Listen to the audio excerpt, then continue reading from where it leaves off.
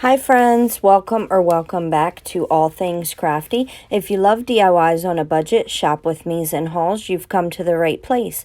I'd love it, and it's free to subscribe to my channel, plus click the bell and all to be notified when I upload a new video. Now let's get into it.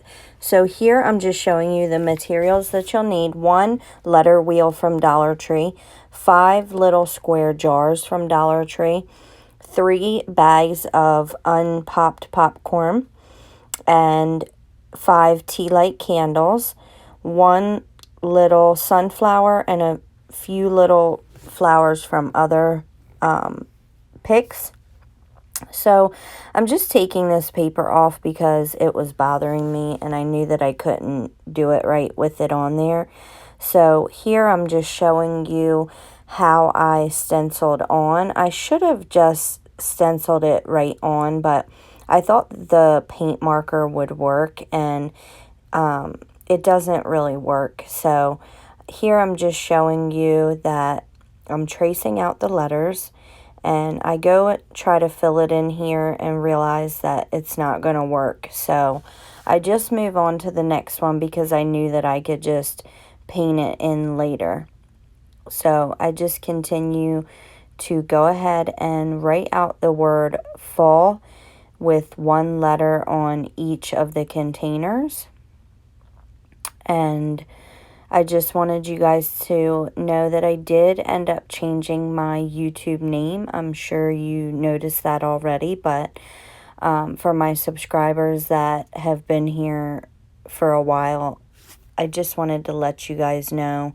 That way when it popped up, you didn't know what happened. So here I'm just taking some black in apple barrel and a really fine point paintbrush, and I'm going to try to go in with the black paint, but I'm going to be honest, since I had already tried to use the paint marker, my paint didn't really want to stick to the glass very well, and so here I just did my best to paint it in as good as I possibly could, and it just did not work. I mean, there was lines all in it, and I don't know if it was just the paint or because I had used the paint pen.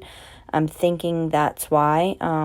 I should have just used a dabber and dabbed this, dabbed the paint and just stenciled it right on there, but you live and you learn, right? When you do these DIYs, things just happen. You might think it'll work and it doesn't, but so my paint pen didn't work and it was just a mess. So I said, you know what? I can do 1 coat and then come back with the black and the Waverly chalk paint. And so that's what you're going to see later on in the video, that I do go back and do a 2nd coat with the black Waverly chalk paint. So here it is. I'm just finishing out the letters. Okay, so for the next part, you just want to take your flowers that you pulled off your pick and clip the end off. Where it was attached to the pick, it has just this little end, and it won't stay flat to the glass if you don't cut them off. And then I have these sunflowers. They were on wire, I guess, so that you could attach it to like a wreath or whatever else you may use this for. So I just snipped that off the wire as well. And here I'm just laying it out to show you exactly how I'm going to glue it. And so I'm just arranging them to see how I like it. So I had already glued it, and now this is the 2nd coat. And again, I'm going in with the black Waverly chalk paint. And this worked okay.